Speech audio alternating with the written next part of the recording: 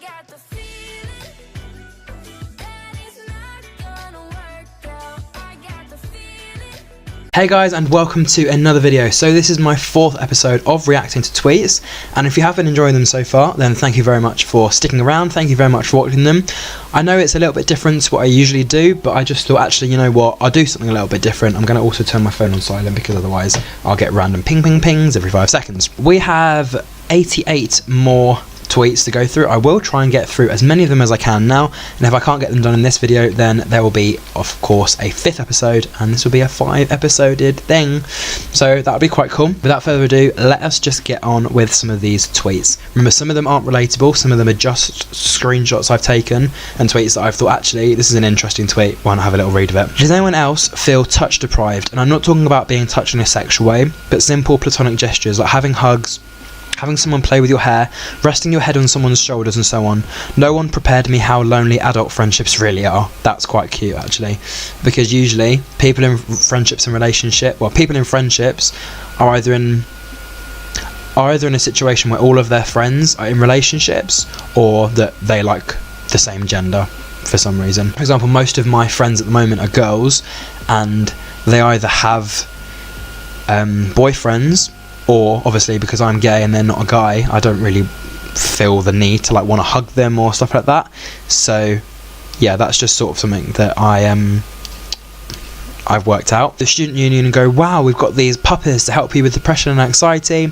Me, can I have a psychiatrist appointment for my hell brain? Student union, nope, not until 2022, but these doggos might help you. So it's sort of like people that have depression, anxiety, and are going through like really, really sad times. Don't worry, we've got dogs to help you out. So it's almost like taking the piss out of the uni. But yeah, I think more things need to be done about people that have mental health and are going through like depressive stages and stuff like that. I'm sure that'll be sorted out at some point. My boss asked me, do you think you could come in on Saturday? I know you enjoy your weekends, but I need you here. I replied with, yeah, no problem. I'll probably be late though, as public transport on weekends are slow.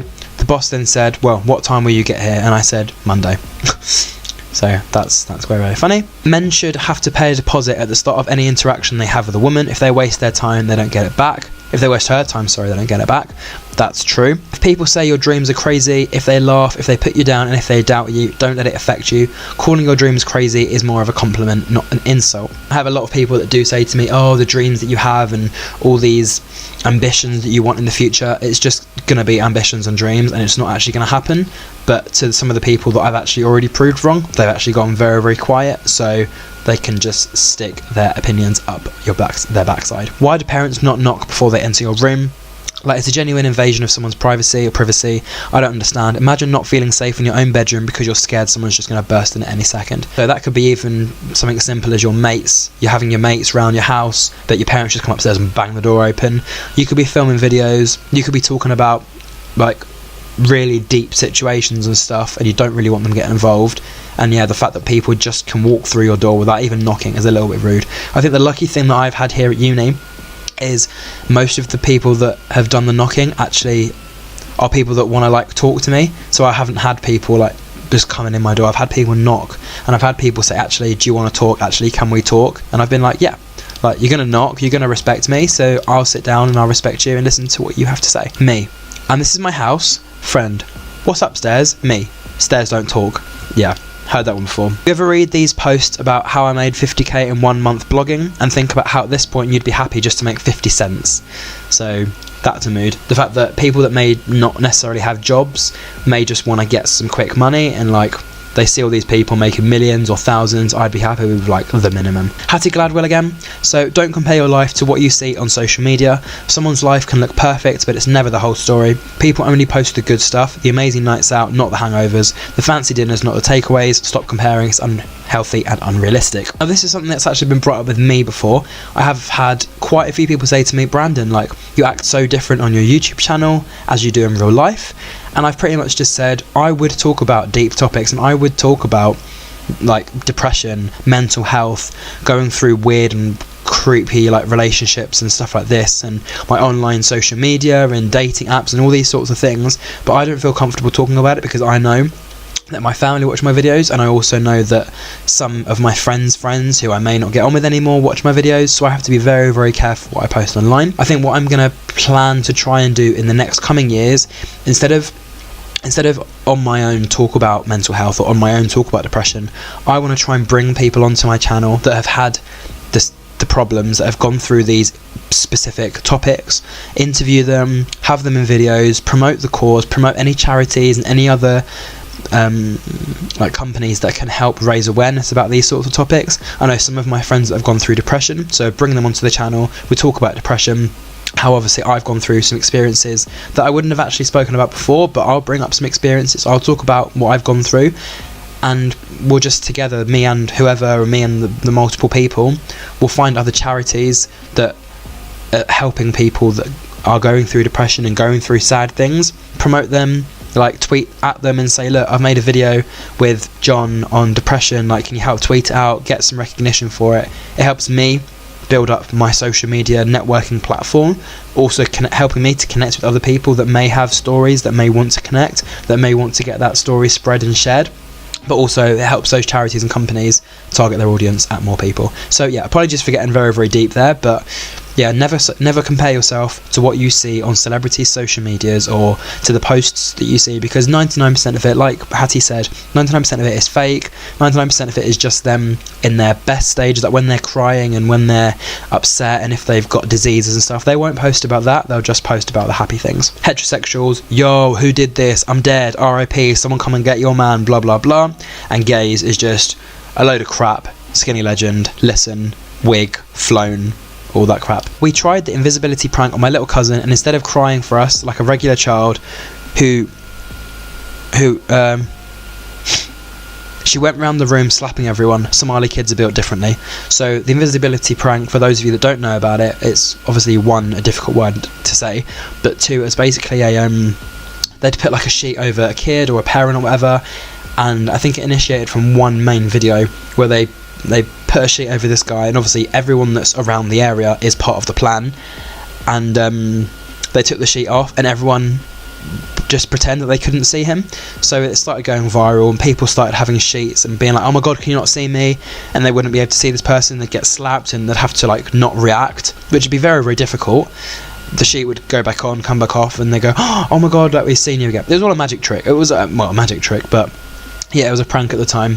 So yeah, that was very, very interesting. And now I'm apparently not connected to the internet, which is not great. My friend thought Machine Gun Kelly was the girl that walks around Kent with an assault rifle, and I'm deceased, because I think there was something about a girl who had a gun, and she was not scared of using her gun, she was not scared of like showing off about it, and Kelly like is a girl's name, Machine Gun, because she had a machine gun. Yeah, so assumptions. Very funny though. If you drink sparkling water, you're a nonce, which is very, very true. I don't like and never have liked sparkling water. I literally had the first time I actually tried sparkling water, and the actual only time I had it, was I went to a shop, was in a rush to get my train, and it was the first thing I saw. I just assumed water was water, clearly not, and got sparkling water, was drinking it, I was like, ugh, this is disgusting. So I literally just waited for it to sizzle out and sizzle out and sizzle out, and become, well, not sparkly.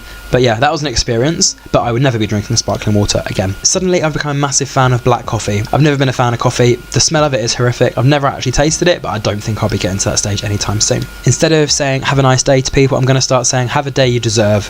You know, let karma sort that shit out later. Now that's a mood. Instead of saying have a nice day, it's just have a day you deserve. Have a day you deserve. So I've noticed recently that I'm actually not a good listener. My intentions are to always be a good listener, but I often end up trying to relate and then turn the conversation onto myself.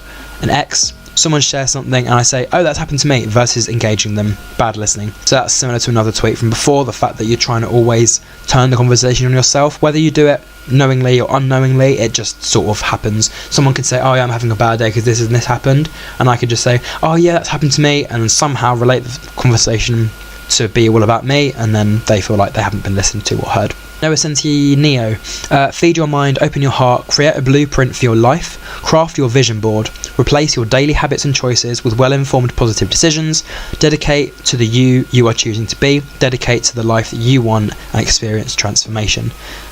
So it's basically, you have to decide and predict your own future. You can't let anyone else do it for you. You are your own blueprint, basically.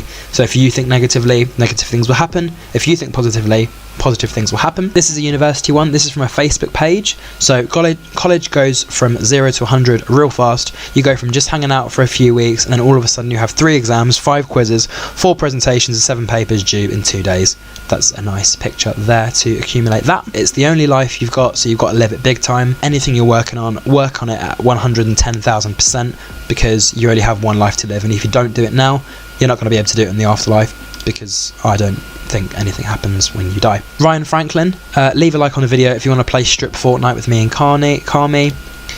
I think I left a like on that video, actually. I don't think they ever did that. I think it was just a little tweet just to see how much exposure they could get from it. No matter how much money you have, I think someone should always experience a job, paid or just experience. I have friends who have never worked, and they unfortunately really don't appreciate economic worth and people who work in cafes. Even if you are the richest person, if you come from a really, really rich family, a lucky family and stuff like that, you should always have a job paid and you should always have a paid job and a bit of work experience just for free, just so you can experience how difficult it is for these people who maybe don't have the luckiest lives that you are, well, lucky to have.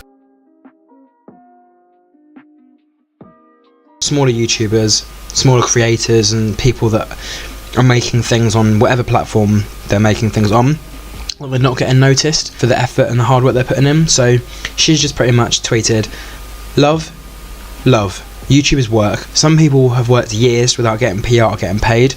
Don't feel robbed when you've been on YouTube for 2 months and aren't getting noticed. It takes consistency and dedication. You can't post 1 video a month and expect to be acknowledged. There are some people out there that are pretty much just doing it for the money, that are just doing it for the exposure, but it takes a long time to do YouTube, to do blogging, to have a website, to have a company, to have a business, to have a charity, to anything, to be fair. And that if they're not being noticed after 2 weeks or 2 months, that they're not happy and they're blaming the YouTube algorithm and all of this nonsense. I've had my channel for 5-6 years now. I've only started uploading videos recently for about 1 year properly, and I know I'm getting places, like my subscriptions have gone up, my view time's gone up. I know I've got a lot more of an audience now, specifically my Twitter, which has nearly 6,000 Twitter followers. And yeah, like every single day I'm growing. There's always a new comment, there's always a new person that's coming up to my, that's jumping into my DMs, just saying, hi, my name's whatever, I've seen you're a YouTuber, I'm a small YouTuber as well, if you want to collab, then we can collab together. So it happens, like every single day there's going to be someone new that's going to see your channel, that's going to notice you, that's going to know of you. But don't expect things to happen straight away if you're a small creator or a small YouTuber, because it does, like she said, it does take time and it does take a lot of hard work. So a tweet from Jackmate. Jackmate is someone I absolutely adore. He's pretty much just hit, well, he hit 1 million followers, YouTube subscriptions last year, and he pretty much tweeted a couple of months ago how to make X Factor. 1, contestant sings a song. 2, Simon says it's a bit shit, so they give it another go. 3, contestant sings something slightly different. Simon, number 4, says you're actually not that shit. A bonus, Simon says you haven't got 4 yeses. Sad look, you got 5,000 yeses. Just watched Jeremy Kyle for the first time in ages, and alas found lots of empty condom wrappers when she came home from work, so thought he was cheating. He said he used them to make water bombs to throw at cats, and he was telling the truth. That's a mood. And these are the sorts of weird things that people are doing nowadays. Jesus, I absolutely hate the words "it's up to you." This is basically something that I say to all my mates, like, we're deciding, oh, what do you want to do? Do you want to go bowling? Do you want to do this? Do you want to do that? And they say, Brandon, it's up to you. And I'm like, no, it's not up to me, because I always make a decision. They always either don't like it, or we always think of something different to do and say, oh, why don't we do that instead? But those are the words I don't like as well. It's up to you. It's a nice thing. It's passing the baton over to me, as in, like, what do we do? But then I'm like, great, now what do we actually do? A lady went to the toilet on the plane, and when she got back, her boyfriend said, I missed you so much. She went for a wee, not to war, Tommy. If a small account tweets something that is notice-worthy, don't go and be a dick, steal their tweet and get noticed because you're a bigger account and have their follow. That's fucking disrespectful, and you're attention hogging, and let the little people actually have a chance. That's just happened to one of my mates before. She tweeted something, and it was a very, very good tweet, but obviously didn't get noticed because she didn't have many followers. Someone else stole that exact same tweet, tweeted it out, and got so many thousands, hundreds of millions, like whatever, sort of like stealing her spotlight, because she was the one that came up with the idea, but they were the one that pretty much got the credit. Listen folks, just use simple words. Nobody thinks you're smart for using complicated words at every opportunity. They think you're overcompensating, and they are right. To the people that use complicated language in everyday English conversations, it's just a bit like taking the mick, really. Like, I don't understand it, you probably don't even understand it yourself, so what's the point of using that sort of language? Unpopular opinion: working hard doesn't entitle you to anything. If you work hard and it doesn't pay off, you're doing the wrong work. Very, very simple. So you could be the most hard-working person ever, but if you're not doing the right work and nothing's coming out of it, then you're doing the wrong work. Imagine Jamie Oliver being your dad. Not only would your name be Flowery Coffee Table Doorknob Oliver, but you'd be eating oxygen for breakfast, lunch and dinner with the way he's banning everything edible on earth. Cardi B, but not actually Cardi B, a Cardi B. I think her name is Ravsak Andu or something. I remember watching a stand-up comedian one day, and he said, "You hear a lot about crazy ex-girlfriend stories, mostly funny ones at that, but hardly ever any crazy ex-boyfriend ones. Ever wonder why? People laugh." Then he paused, "Because most women don't make it out alive." So I think that one's about like rape and like thingy relationships, that women, like guys, always come out of weird relationships, and they're able to explain their whole ex-girlfriend stories, but most girls don't come out of relationships alive because they're either killed, murdered, raped, that sort of thing. Very, very deep, but yeah, it does have an effect on people. How much toothpaste would you have to eat for your shit to smell nice? Asking for a friend, that's just gross. Watching little kids hysterically crying, thinking they've disappeared, is my new favourite hobby. I think that was in relation to the invisibility prank. Small accounts: oh, I'm so excited I got tickets. Everyone, how long have you been a fan? I bet you're not an OG and you stole tickets from real fans. Big accounts: I got tickets to 13 shows. Everyone: oh my god baby, I'm so excited for you, you deserve this so much. That's basically what Twitter is nowadays. Everyone just standing the big accounts, and the little people just getting smaller. Lol, you're really going to complain about an Insta ad for having balloons and fake pancakes when you literally watch adverts on the TV that give you talking meerkats for car insurance and photoshopped pearly whites for toothpaste ads. Okay hun, the world is divided into two people: those who come home, unpack and put suitcases away immediately, and those who leave it lying around for a week. And I think I'm the first one. If I move somewhere, especially if I'm moving somewhere new, I don't want to just leave stuff wherever. I want to actually just get it done. So when I first came to this flat in Nottingham for my second year, I literally moved in and I was like, okay, right, I'll leave it for one day because I've just moved in. Nan and Auntie were helping me move stuff around, and I was like, actually, you know what? The day after, I was like, right, actually, let's get this stuff moved, because the quicker I do it, the quicker it's away. The longer it takes, the more chance I'm not going to do it. I was watching a quiz show today, and it was a multiple choice question about which Kardashian sister is the mother of these 3 children. Not only did I get it right, but I named all the children and who they all belong to. I'm actually coming off social media, what the fuck. The man I had about 6 dates with felt that it was appropriate to get angry when I said I was going on holiday with my friend, and he gave me an ultimatum, him or the holiday. I sent him a screenshot of my flight booking and signed it with this emoji. Fez. Why do customers say to you, "I won't be back," as if it's meant to affect my life in any way? I don't want to serve you miserable, grumpy bastards anyway. Goodbye. Yeah. One customer saying goodbye and one customer not serving. You still got hundreds of other people that are going to be going to those shops. You know what makes me laugh? When people comment on my videos saying like, "Ah, so good, I just subbed, you should sub back and we can be friends." Bitch, please. I know you ain't pressed that subscribe button. Did I get an email saying that you subscribed? I don't think so. Bruh, I've been single for so long I forgot how to spell relate single ship. I could drive around all night with someone, listening to music, talking about life, and be perfectly satisfied with my night. That sounds good. Being an adult is 90% worrying about money and 10% spending the money that you don't have on treats because you've worried a lot. Yeah, that's true. Do you ever get really horrific intrusive thoughts and you're like, what would happen if I just kicked this toddler across the room? And then you're like, no. Yeah, there've probably been times where I've wanted to kick a kid, but I haven't done it. If you've ever fallen out with a friend, never think it's unfixable. It's always fixable. They were your friends, so they will love you and they will care for you. If you think it's fixable, message them. Life is too short to keep a grudge. People that I'm not friends with anymore, I don't have a grudge against them. I just feel like life is probably a little bit better without being connected to them. If my kid were to ever sit me down to tell me they're dating someone of the same sex, the first thing I would do is apologise. I'd apologise for the fact that they felt they had to do this instead of being able to bring their BF or GF home and be like, "Mum, this is who I'm dating." Now that's true.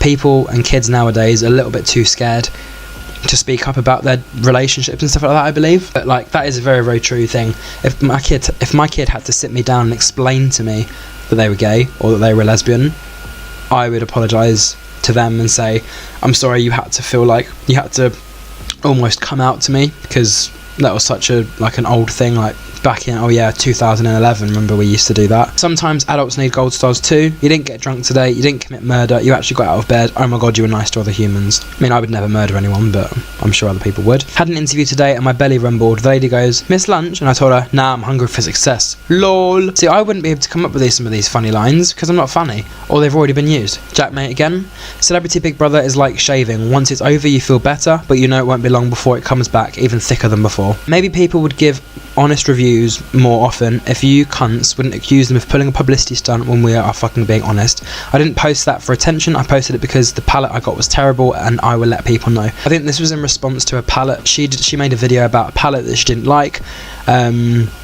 and they basically accused her of being fake and saying she was given a fake review and blah blah blah, and she was basically saying, look, I'm not being funny, if I don't like something I'm gonna say I don't like it. There's no point saying, oh yeah, I love it, it's great, if it's not great. Just a little thought, I don't get why people think creators aren't allowed to defend and argue someone's negative comments. People don't make videos for strangers to criticize. People don't make videos for strangers to criticize them and expect them not to respond in return. Every creator has a right to defend themselves, and that is very, very true, especially in the small YouTuber community. A big mood is me willingly staying in accommodation that's a 40-minute walk from where my classes are, all for a 3/4 bed, so a big bed. Am I drunk, or is that Scooby-Doo in my beer? This is Scooby-Doo, yep. You alright? Never regret a day in your life. Good days give happiness, bad days give experience, worst days give lessons, and best days give memories. Meets new person. Hi, nice to meet you. My brain. So do I go for a handshake or a hug or a kiss on the cheek or a double cheek kiss, or do I just wave and say hi? Oh god, I've left it too long and done an awkward half handshake hug. Cool, now they're gonna think I was weird. I used to get so pissed at screaming kids in public spaces. That was until a woman I know told me how embarrassed she gets when her boy has an outburst. He's got ADHD, but folks just shake their heads and assume she's a bad mum. It takes 2 seconds to think before we judge. When you get undressed to shower and catch a glimpse of yourself in the mirror. Yep, that's a mood. A woman named Glenda Blackwell once bought a scratch-off lottery ticket to prove to her husband that it was a waste of money, and she ended up winning £1 million. If only. I know I don't say much on Twitter, but I felt the urge to share you this. There are a few decisions that truly make you who you are. Some of those will make you question what you truly believe within yourself, believe in yourself and your decisions, and move forward. So if you make a decision, you have to just stick by it and move away. There's no point just trying to pull that thing back. If you've made the decision, let that thing go. Mac Miller is not just Ariana Grande's ex. Using this title isn't fair. It discredits all of his work, and also blaming her because they broke up is so incredibly dangerous. Jumping to such harsh assumptions and using names for clicks like that is horrible and dehumanizing. Dear teachers, if your student is not raising their hand, do not call on them. Their hand isn't up for a reason. They're clearly not confident with answering, so please, from everyone with anxiety, simply if our hand is up, call on us. If it's down, do not. I think the thing that teachers don't understand is that kids and students will actually have some of these problems. Sometimes students just cannot be bothered to answer the question, and the teachers would just pick on the students that they know are being lazy. But sometimes the kids that don't put their hands up actually have problems, other problems that they're facing personally, they don't like to speak up about, and they're the worst people to pick on, because if they're not ready, they don't really want to answer the question, then you're just going to make them even more embarrassed than they already are. And the final tweet is from Lucy Huber on Twitter, and it just says, a man in the subway tried to hit on me by coming up behind me very close, saying on my ear, do you think the train's going to be late? But I just had dental work done, so I turned around and slurred, no idea, while blood poured out of my mouth. I wish I could do this all the time. Now that's a mood as well, especially to get you away from creepy old men. But as you can see here, we have cleared the video tweet ideas Pinterest page on Pinterest, and yeah, that's pretty much it for this video. So if you did enjoy these little 4 episodes, then don't forget to like, comment, share and subscribe, and there will be a new video coming out very, very soon, next month. But yeah, thank you very much for watching these videos. It has been very, very different to what I usually post, and I'm excited for my future content to come out. So until that future content comes out, goodbye. I just punched the light. Goodbye.